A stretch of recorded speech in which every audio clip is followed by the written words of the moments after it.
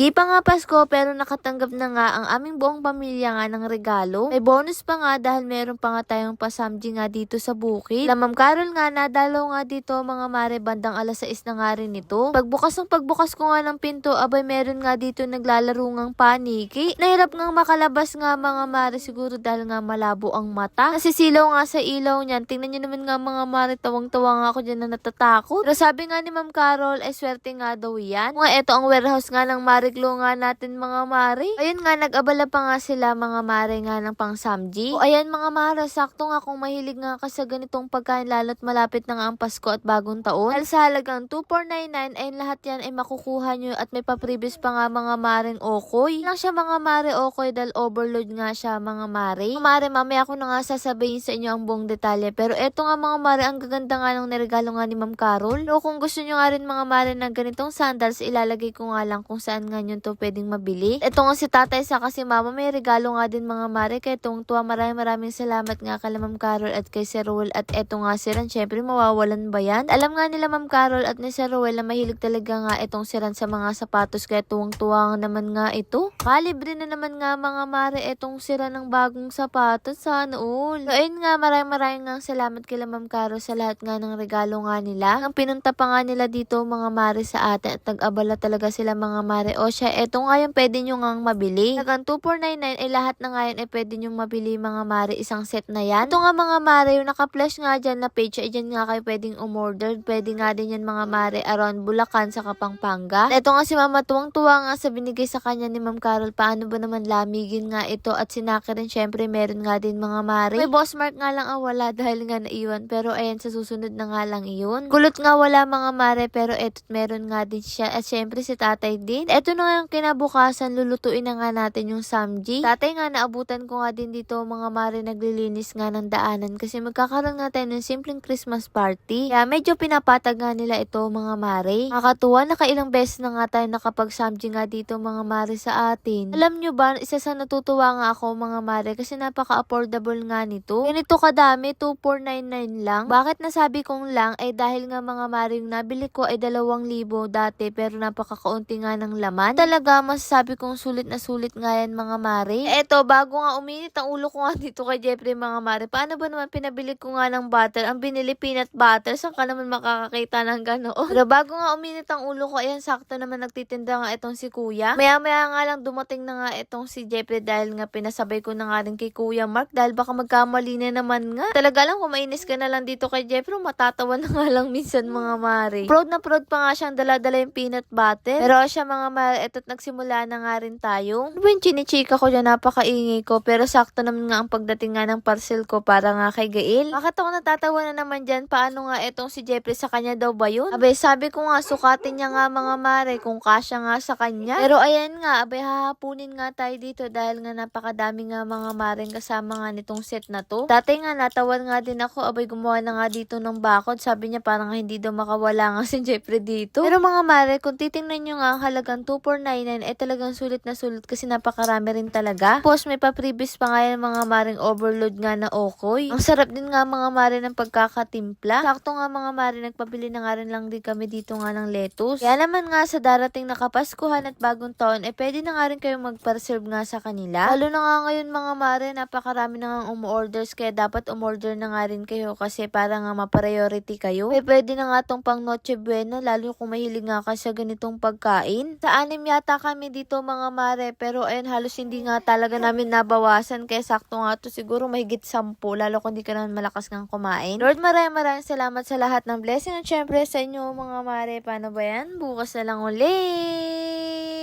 Ang ating MC Bester Barley mura na masarap pa dahil may pineapple extract, hindi mapait at hindi lasang damo. Ang sweetener nito ay cocoa sugar kaya natural at friendly sa katawan. Ang barley natin ay gawa sa natural ingredients at gentle for daily use. Marami rin itong healthy support tulad ng pag-support sa natural defense ng katawan, tulong sa healthy digestion at pag-promote ng magandang metabolism. Kapag stress tayo, malaking tulong ang nutrients ng barley para mapanatili ang glow at freshness ng katawan. Ano ba ano ang kagandahan yan sa MC Besser Barley natin. Marami tayong pagpipiliang flavor. Meron tayong barley juice at sa mahilig nga sa mga dark choco at sa mga coffee lover ay meron nga rin tayong kape. Pero sa mga taong mahilig nga sa mga pure barley ay meron nga din tayo. O diba? Tanong, magkano nga ba ang ating barley? Ang ating dark choco ay 1,000 4 boxes na nga siya at 10 na ang laman. Ang coffee barley ay ganun nga din mga mare. Barley juice at pure barley naman 3 boxes nga rin siya sa halagang 1,000. Free shipping, cash on delivery na nga rin siya nationwide. So kapag 1 box naman nga mga mare ng kape ay 350. Ganun din ang dark choco. Pag barley juice naman ay 500 isang box, ganun din ang pure barley. Ilalagay ko na nga lang sa comment section kung saan kayo pwedeng bumili.